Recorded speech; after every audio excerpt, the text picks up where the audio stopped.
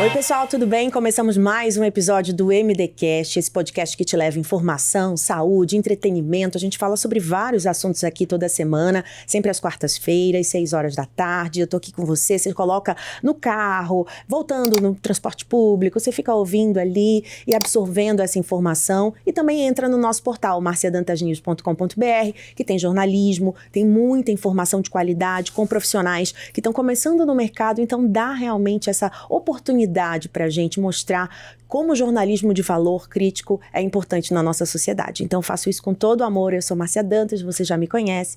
E você pode seguir a gente lá no @portalmdnews, aqui também como Márcia Dantas Cast. E temos um outro YouTube, que é o canal do Portal MD News, que a gente coloca mais coisas jornalísticas. Então, acompanha todos os conteúdos. E hoje eu vou conversar com uma mulher que é um fenômeno hoje na arquitetura nacional. Por quê? Ela viu que tinha um nicho que precisava ser olhado com outros olhos pelos profissionais. Com criatividade, ela foi moldando o trabalho dela, mas não foi fácil, viu?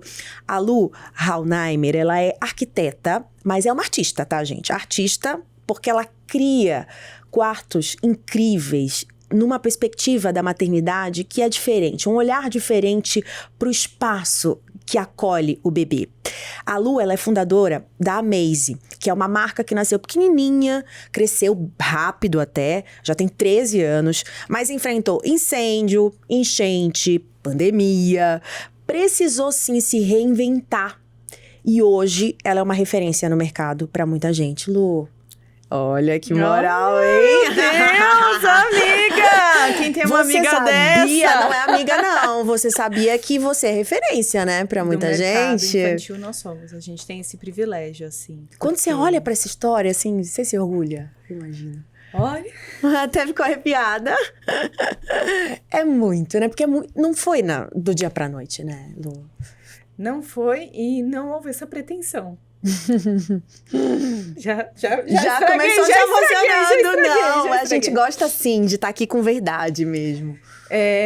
A Amaze surge como um sonho, né? Uma coisa muito, muito minha, assim, de uma jornada de olhar para o pequeno com cuidado. E eu nunca tive a pretensão de ser grande. Ser grande foi, acho que, uma consequência disso. E eu escuto de muita gente assim, qual que é o segredo? Sim. O que você faz? E eu acho que se eu tivesse que fazer alguma coisa pensando em ser uma referência e tal, provavelmente não ia dar certo.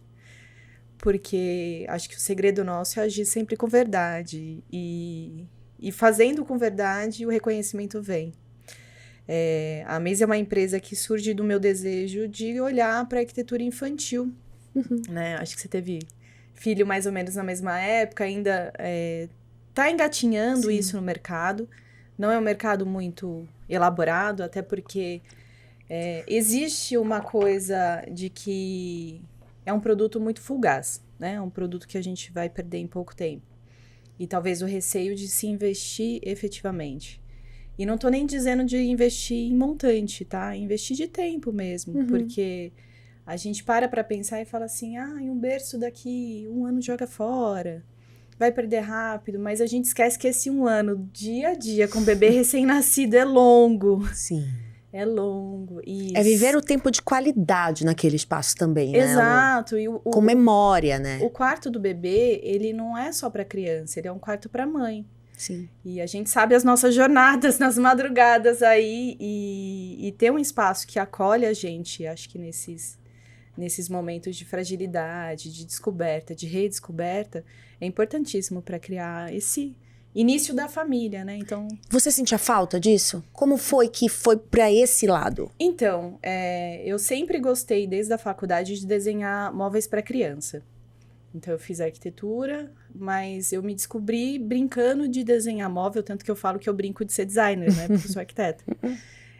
Para um concurso, então eu fui desenhar para um concurso e eu me vi pensando numa peça para criança pela oportunidade de desenhar algo divertido. Porque quando a gente vai para o mobiliário adulto, ele é um pouco mais sério, né?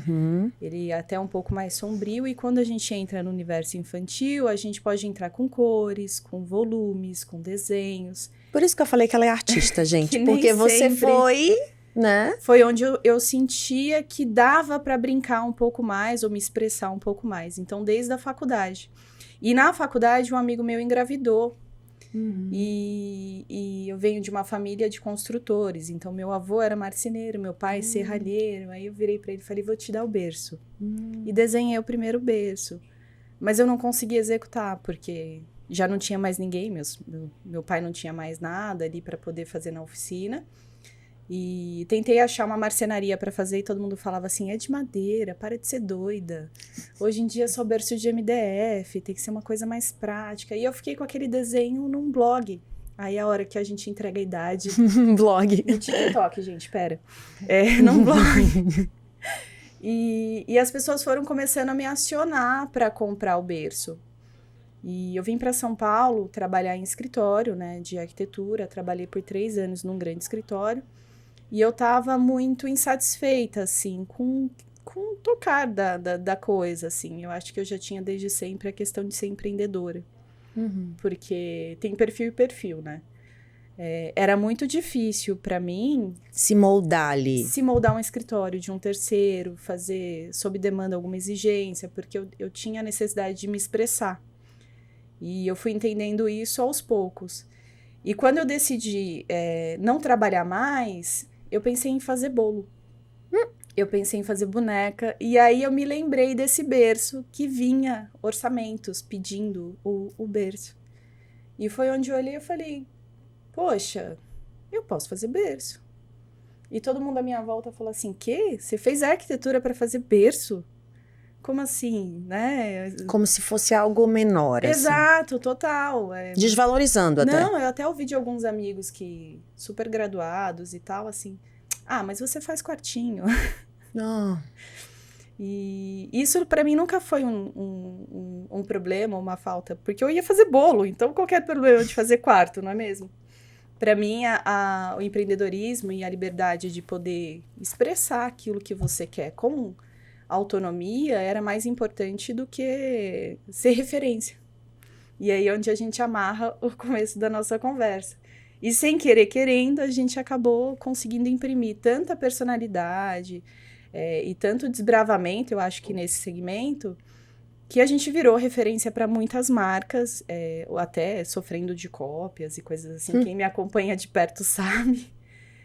Mas pra gente é isso, foi uma jornada de descoberta, né? A Maze, ela surge desse vou pensar em mim como empreendedora.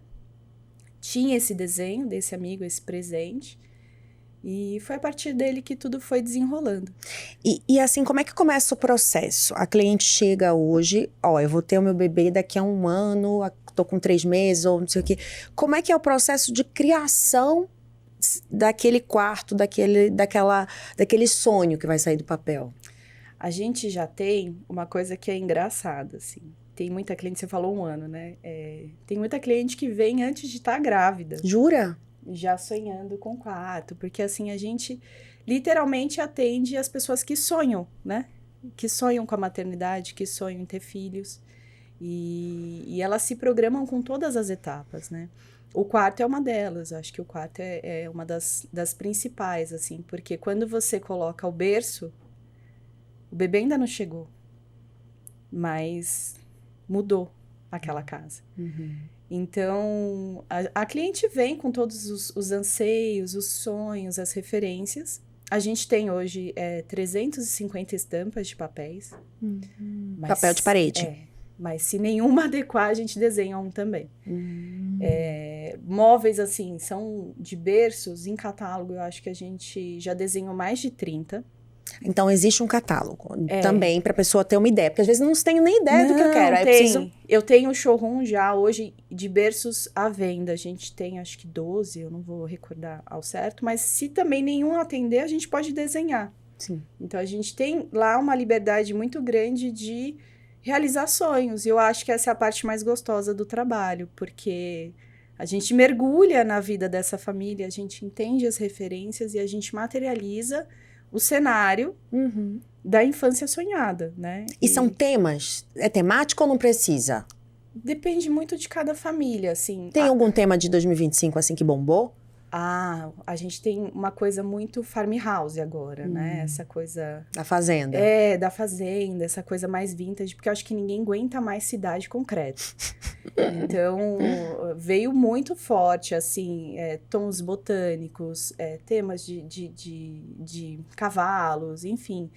Essa necessidade nossa de se reconectar, né, com essa parte externa.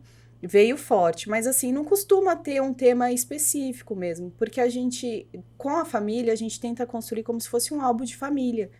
Então, a gente utiliza lembranças de viagem, como que esse casal se conheceu, coisas que você quer apresentar para esse serzinho que tá chegando, né? Então, como que você quer contar a história dessa família? E a gente ajuda muito nesse contexto. E é uma experiência maravilhosa, assim, é bem gostoso. Porque você acaba vivendo com a família aquilo, né? A gente se apega.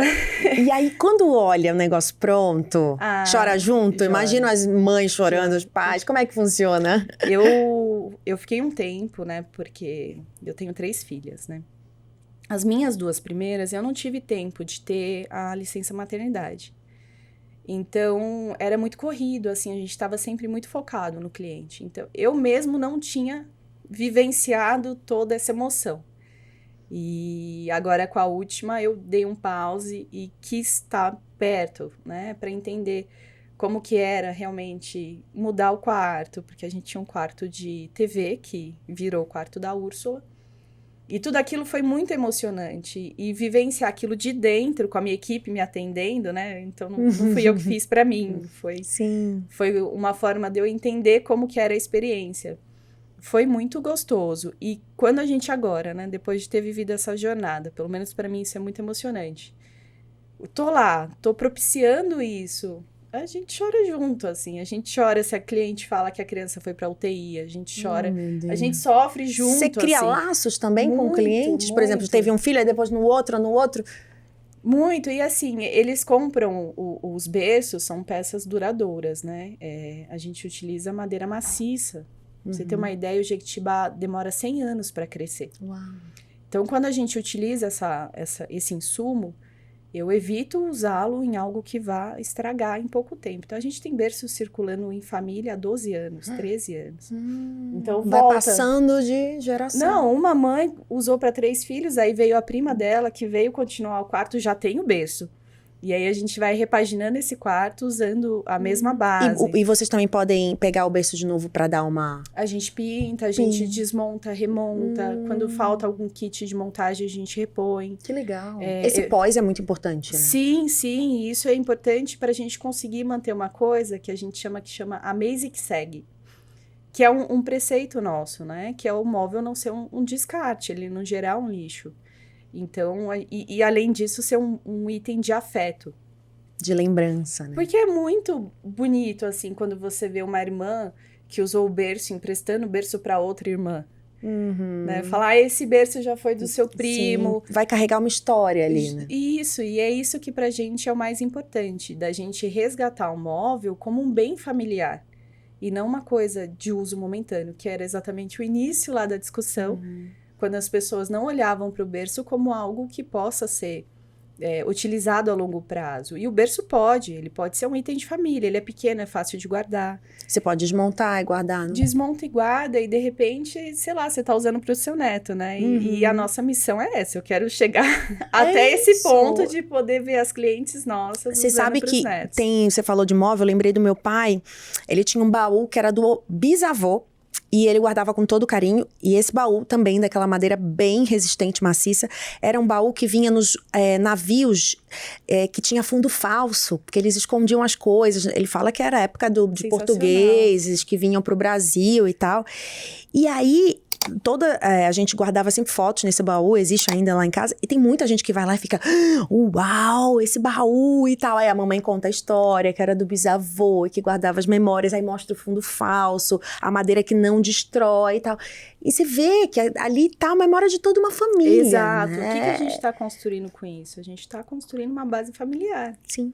Que é aquela coisa que você fala, era do meu avô, eu vim de tal lugar, eles vieram, eles mudaram, eles persistiram. É isso. E isso tá acompanhando toda essa jornada. Em casa, eu tenho o serrote, acho que as crianças tiveram o trabalho de levar para a escola um item da família antiga. E a Yolanda, que é a minha do meio, levou um serrote que era do meu bisavô. Uau.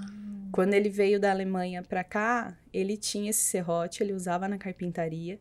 Ele acabou falecendo muito cedo. Meu avô tinha acho que 12 para 13 anos quando o pai dele faleceu.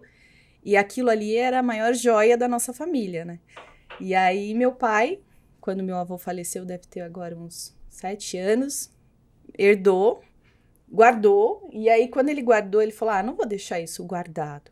Ele falou, Lu, você quer? E tá assim, no meio da minha sala, como um item de destaque, sabe? Porque um serrote amarra toda a minha jornada, né? Eu trabalho com madeira, então...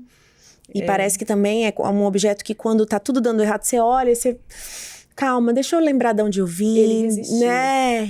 A gente vai resistir juntos, porque olha a história, né, que tem aqui. É muito legal isso. Para de me fazer chorar. Você vai descobrir que essa cara fechada é porque é uma maionese aqui dentro. Não, e pra ser mãe, mulher, empreendedora, às vezes a gente veste umas armaduras, né, Lu? Pra sobreviver ao dia a dia. Se todo mundo souber que é molenga desse jeito. Ninguém respeita.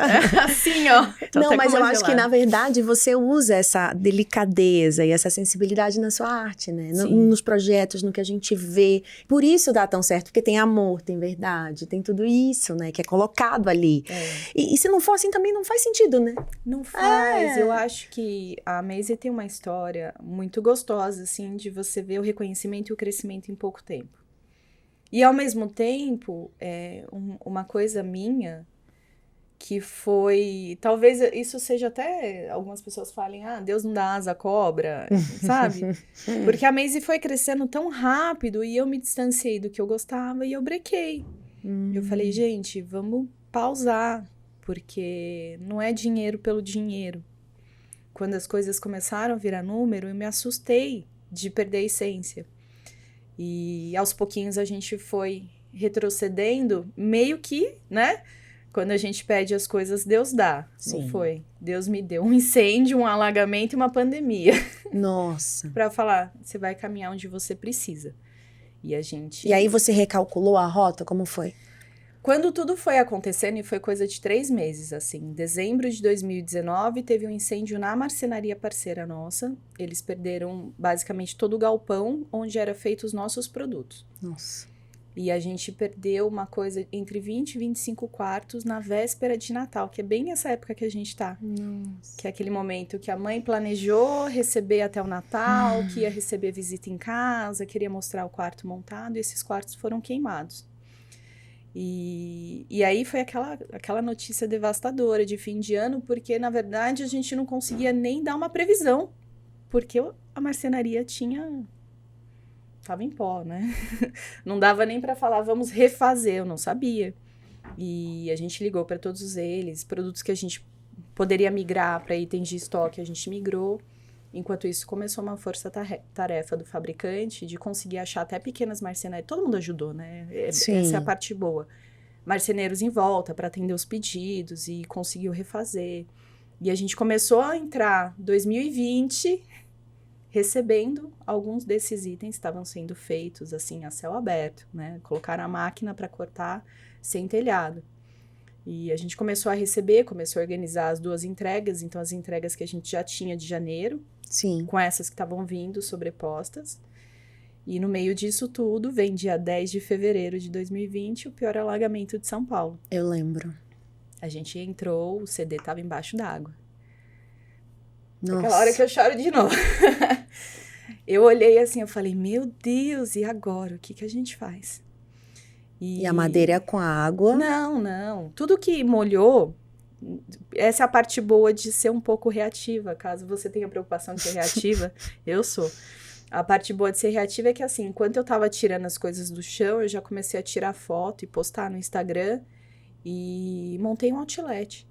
No dia seguinte, a gente estava já fazendo um outlet com as coisas que estavam ali, porque só o tempo de, talvez, mandar para a marcenaria para tentar refazer, remediar uma coisa que muitas vezes não ia ficar numa qualidade boa para o cliente, a gente começou a movimentar um outlet. E aí, aquela semana seguinte, foi só de outlet. E eu comecei a vender não só o que tinha molhado, mas tudo que estava no estoque. Porque os clientes entravam no estoque, olhavam e falavam, e aquilo ali? E aqui, eu quero esse outro. E você falava, calma, mas tá bom, quer levar? Leva, vamos levar. E foi uma coisa que, assim, eu me desfiz de um estoque gigante em 15 dias pré-pandemia. Então, tem hora que você tem que deixar meio que as coisas na mão de Deus, sabe? Deus. Porque Você fez até um caixa. Fiz um caixa que permitiu a gente passar a pandemia, fechados. Nossa. Então, assim... Olha só como Deus age, né? Me emocionei também agora. Tem hora que a gente acha que, é o meu fim, não. Ele só te protegendo, né? É só o próximo passo.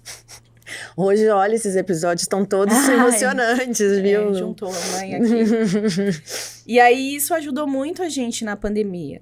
E durante a pandemia, como foi o momento que a gente ficou enclausurado, né? Sim. Comércio fechou aqui em São Paulo. Então, a gente não podia abrir a porta e, enfim. Foi o momento que eu reprogramei a rota, que eu falei, agora...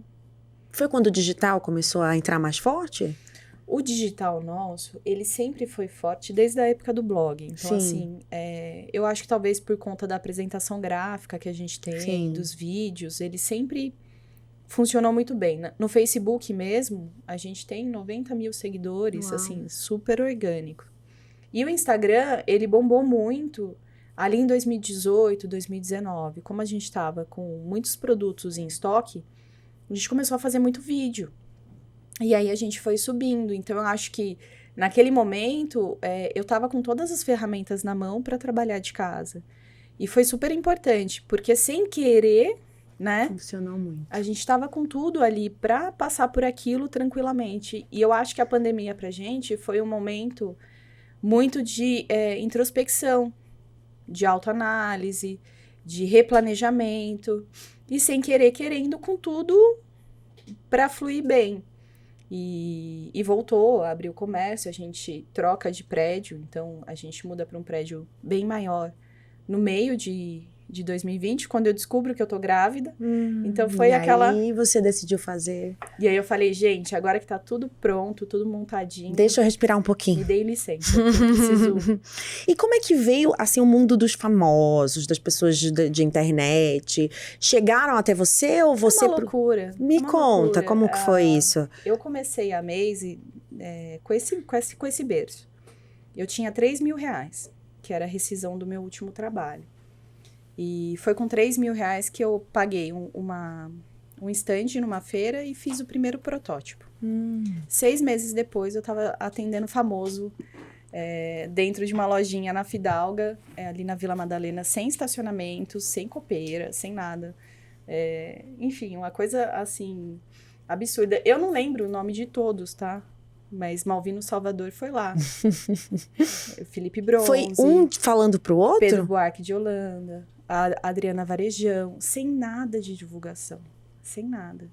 Assim, nada. Porque eu pus um berço numa feira e comecei a vender.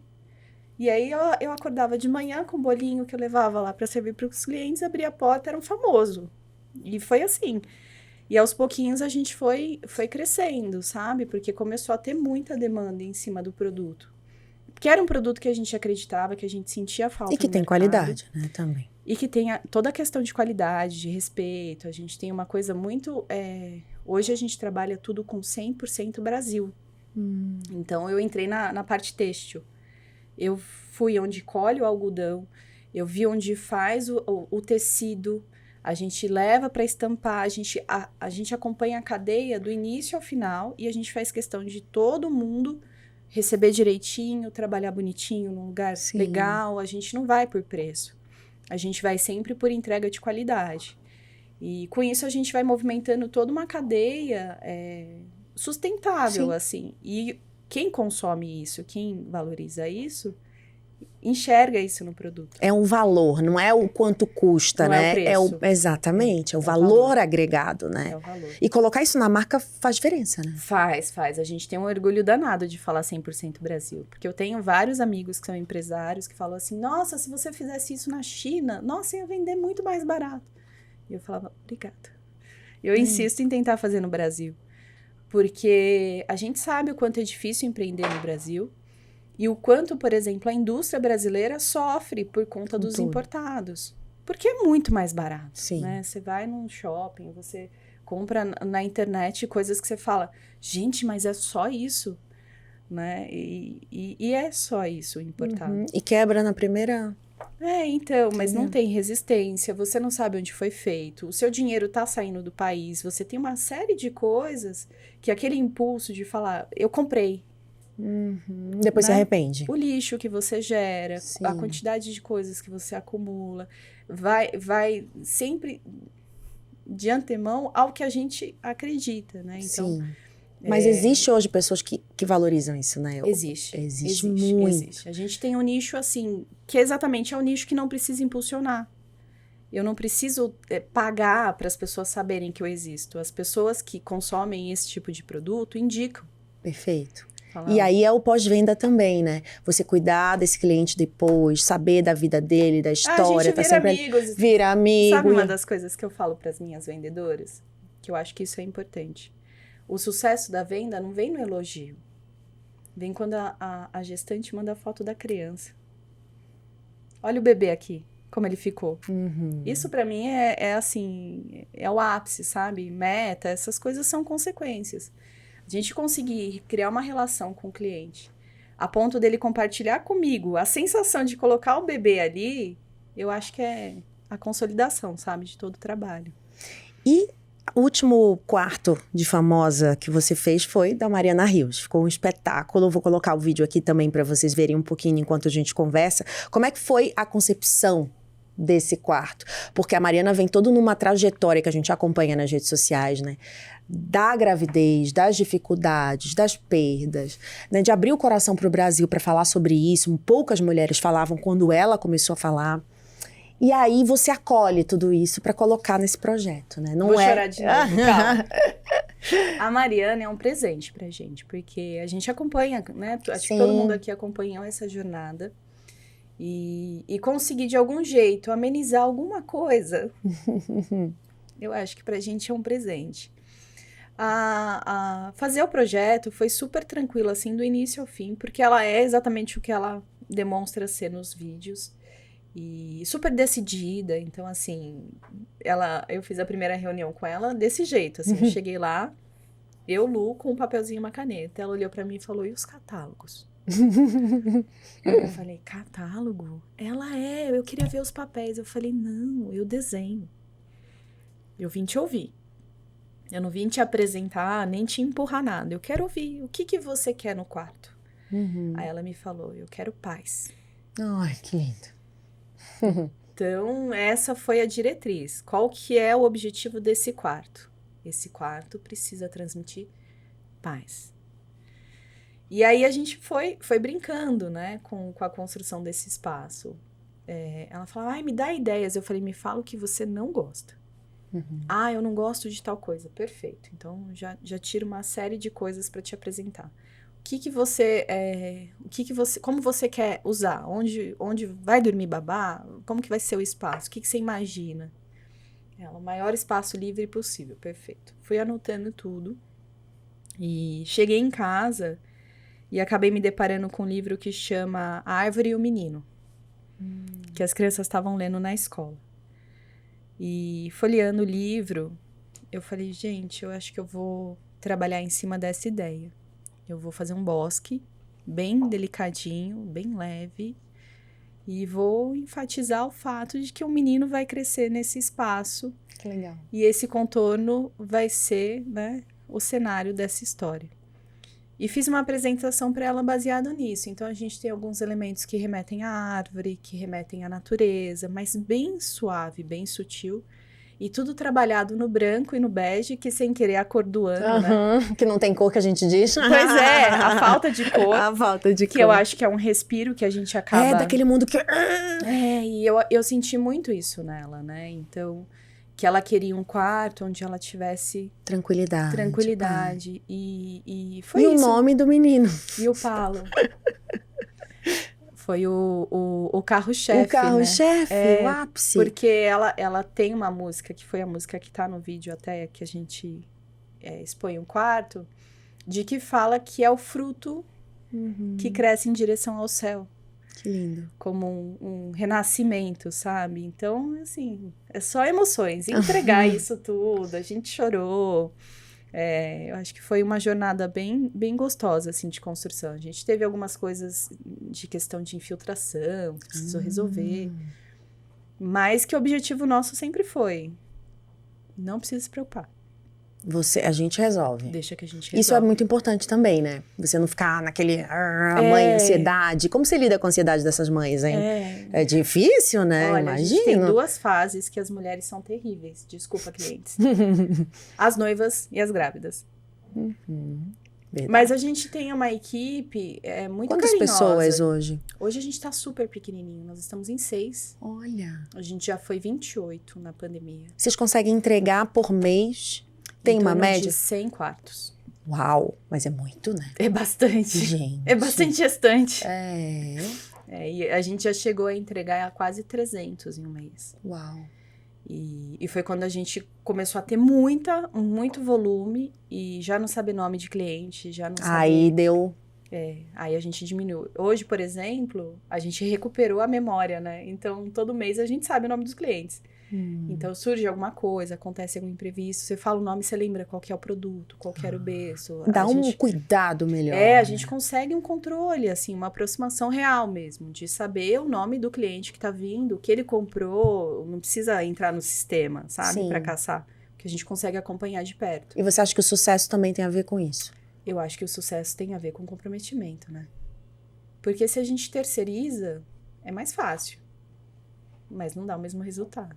Então, o que você diria, Lu, para quem está assistindo a gente, está começando profissionalmente, independente de ser arquiteto, design e tudo, que te move até hoje de estar todo dia lá no teu trabalho e tal? Tem alguma coisa que eu sei que não é todo dia que a gente está disposto, mas tem alguma coisa que te move no teu trabalho, que você gostaria de deixar de legado também para as pessoas que estão vendo a gente? Eu acho que para a gente sair de casa, do conforto da nossa casa, do cuidado da nossa família, a gente tem que estar muito conectado com aquilo que a gente vai entregar. E a gente tem uma responsabilidade muito grande, que é receber um novo ser.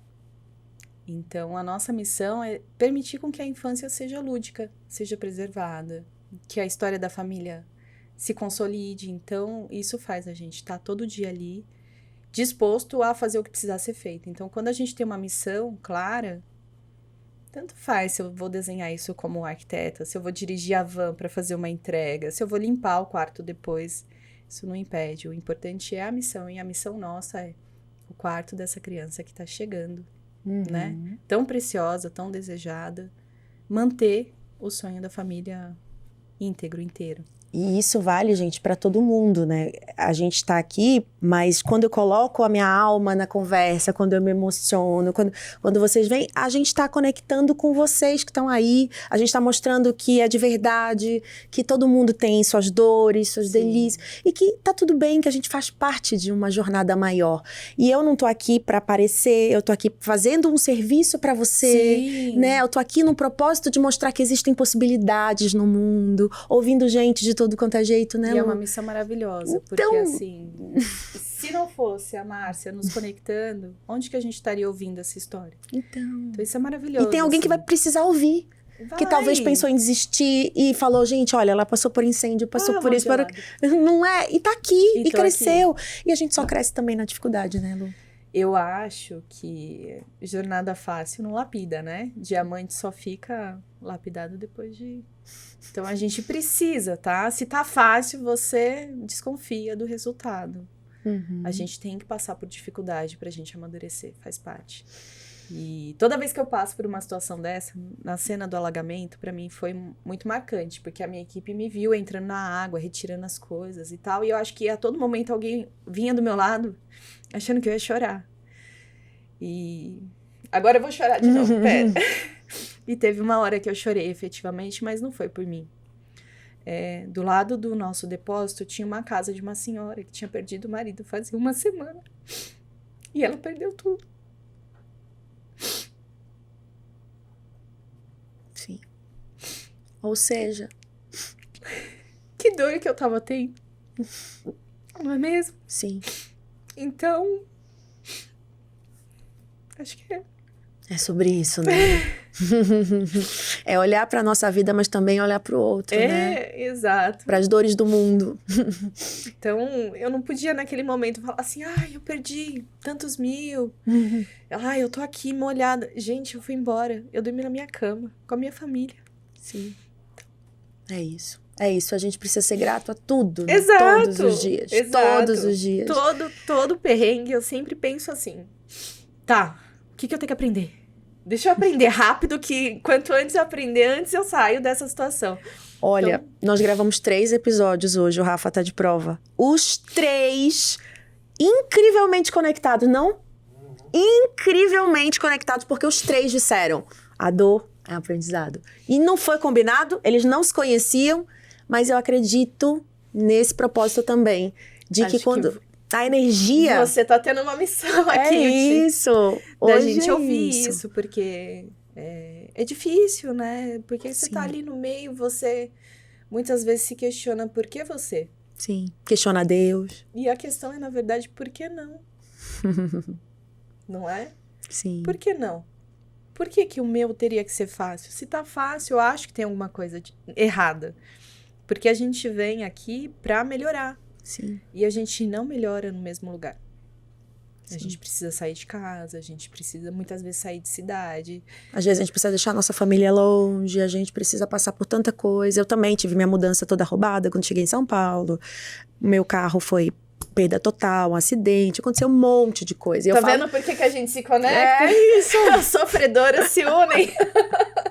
E mais do que isso, eu falo, bom, eu precisei me despedir de tudo de material para entender que o Deus queria que eu tivesse humildade para recomeçar quantas vezes forem necessárias. E aí, a partir desse momento, as coisas funcionam, não é verdade? É isso. Quando a gente aprende que o essencial não tá no material... Não, tá... isso é consequência. É consequência. É consequência. Quanto mais se ajuda o outro, mais vai vir. Eu falo muito pro meu marido, que meu marido fala que eu sou uma pessoa muito boba. Porque eu tento ajudar tudo que tá na minha volta. Tanto que uma das camadas que eu tenho é ficar introspectiva, porque eu me envolvo demais. Às vezes passo do ponto. Mas que a gente só ganha quando a gente compartilha. Perfeito. A felicidade real, tem uma frase que diz isso, que a felicidade real só é boa quando ela é compartilhada, né? Felicidade não dá pra ser... Tem que ser compartilhada. A gente só isso. ganha quando a gente compartilha. Então, quando a gente para de olhar pra gente e olha pro outro. E olha pro outro, o nosso anda. Lu, o nosso caminha. Muito obrigada! Você viu? Foi intenso e incrível. Chorei do começo ao final. Eu também. Mas eu quero que você deixe seus contatos. Como que vai ser 2026? Vocês recebem já encomendas a partir de janeiro. O ano tá começando, esse episódio vai bem no comecinho do ano. Então já tem que procurar a Maze, né? Senão a agenda fecha.